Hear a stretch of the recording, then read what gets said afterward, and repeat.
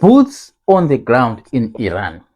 I say what? Boots, American boots on Iranian soil.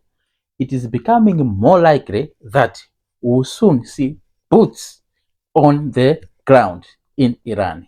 Okay, I've been watching and observing the movements of American assets to the Middle East. It was bombers, it was fighters, it was other stuff. But there was not one particular type of plane that now is moving from Europe to the Middle East. I've seen, I'm following reports of several MC-130J commando type plane. Okay, this plane is used for specialized missions like inserting and extracting special forces into enemy or highly contested areas. Okay, before I continue, let me read about this thing. Then I can tie it in into why I think America now is ready for boots on the ground. Now, let's get to know the MC-130J plane. Okay, I'm reading now. The MC-130J Commander 2 is a Lockheed Martin, the manufacturer, aircraft operated by the U.S. Air Force Special Operations Command, AFSOC, for clandestine, low-level infiltration, exfiltration, and supply of Special Operation Forces, SOF. Okay, I'm continuing. It features advanced integrated digital avionics, aerial refueling capabilities for helicopter, jet rotors, and supports and humanitarian missions. Okay, I continue. Designed for night low visibility and high speed low altitude operations in contested areas. Exactly Iran is. Now, let me continue. Let's get to know this special plane. The aircraft is essential for conducting sensitive low visibility missions in hostile territory, ensuring the rapid rescue and precise delivery of special operation forces. Now, why is America considering sending special operation troops now? I do believe it is all to do with the reopening of the Strait of Hormuz.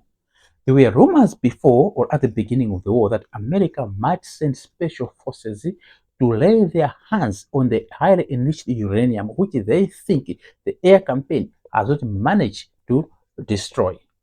But it looks like now the game plan has changed. Now, someone's asking me, how will America be able and why is it necessary for America to actually send grounded troops to secure this area or to reopen this narrow piece of water? Right now, America is not able to send destroyers to escort ships or cargo ships or tankers. It's mission impossible. Has Iran completely closed that? No, Iran has not completely closed it, and Iran doesn't have physical presence in the Strait of Hormuz. I've heard that they've been mining it. Anyway, that's another story. But the reason being that sending destroyers or cargo ships to the Strait of Hormuz will put them closer to Iranian territories. Now, Iran still have the capability.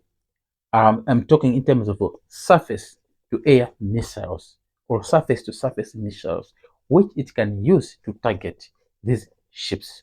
So it's a risky move. It's a risky move. Now, for America to be able to, reopen this, it needs to push the Iranians further away from this coastal area.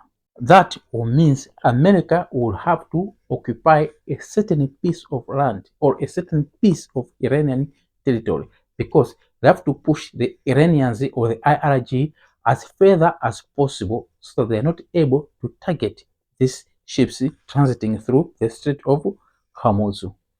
Does America have the capacity to do that? Yes. America do have the capacity to push the Iranian troops out of that. America, I do believe it, do not have the capacity to move in and overthrow the Iranian government. But I do believe they got enough resources to take a section or an area of the Iranian territory. This will be possible.